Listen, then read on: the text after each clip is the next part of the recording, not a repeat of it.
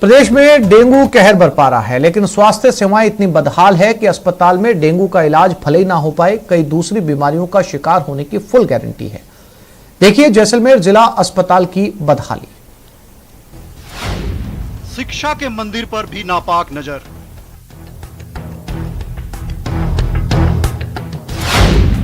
मुश्किल में बच्चों के भविष्य की डगर।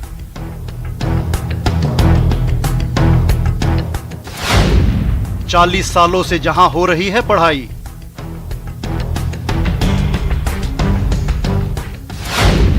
वहां भी भूमाफिया की नजर ललचाई।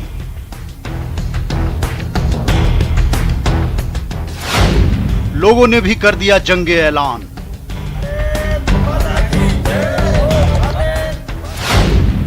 नहीं देंगे जमीन भले चली जाए जान।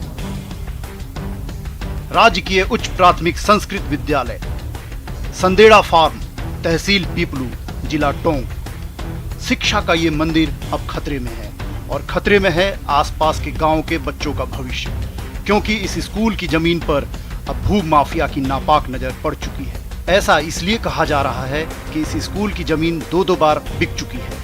अब तो रजिस्ट्री विभाग ने अल्टीमेटम भी दे दिया है कि 30 दिनों के अंदर स्कूल के कागज नहीं दिए तो जमीन जिसे रजिस्ट्री की गई है उसके नाम कर दी जाएगी। स्कूल की जमीन बेचे जाने की खबरों ने गांव वालों को सख्ते में डाल दिया। ये हमारा विद्यालय भवन इस एक कचरा नंबर 183 पे बना हुआ है, जिसे असामाजिक तत्वों ने अपने नाम करवा लिया है। और ये जमीन पिछले 15 सालों से, जहाँ से मैं जानता हूँ, मेरी उम्र 28 साल है, और ये देखते हुए पिछले कई दिनों से यहाँ स्कूल संचालित हो रहा है और अभी भी स्कूल है, यहाँ बच्चे पढ़ाई कर रहे हैं। लोगों को ये बात हजम नहीं हो रही कि जिस जमीन पर 40 सालों से स्कूल भवन खड़ा है, सरकार जिस पर लाखों खर्च कर चुकी है, उस भवन की जमीन कैसे बिक सकती है। दरअसल ये जमीन टोंक रियासत के नवाब खानदान से ताल्लुक रखती है। 2013 में 2 लोगों ने जमीन खरीद ली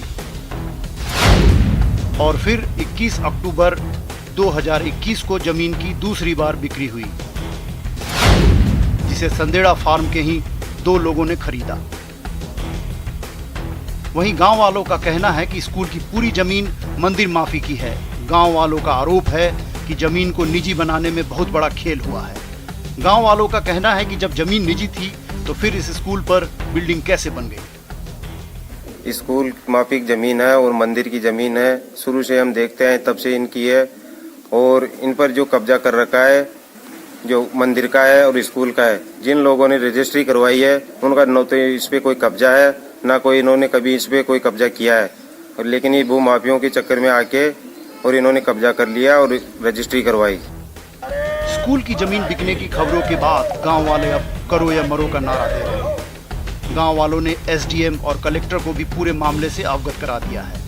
साथ ही चेतावनी दी है, स्कूल के अस्तित्व के लिए वो किसी भी हद तक जा सकते हैं। उस जमीन को हम जीते जी, जब तक हमारी जी में जान है, जब तक कुछ दंगा फसाद कुछ भी हो, मरेंगे मारेंगे, बच्चों के भविष्य के लिए कुछ भी करना पड़े, लेकिन इस जमीन को हम छोड़ेंगे नहीं।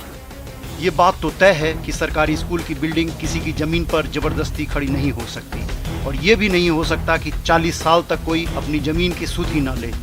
जाहिर है इसके पीछे कोई बड़ा खेल है। ऐसे में प्रशासन को पूरी संजीदगी से इस मामले की तह तक जाना चाहिए, ताकि कोई अप्रिय स्थिति पैदा होने से बचे और गांव के बच्चों का सुनहरा कल अंधकारमय होने से बच जाए। न्यूज़ 18 के लिए टोंक से दौलत पारिक की रिपोर्ट।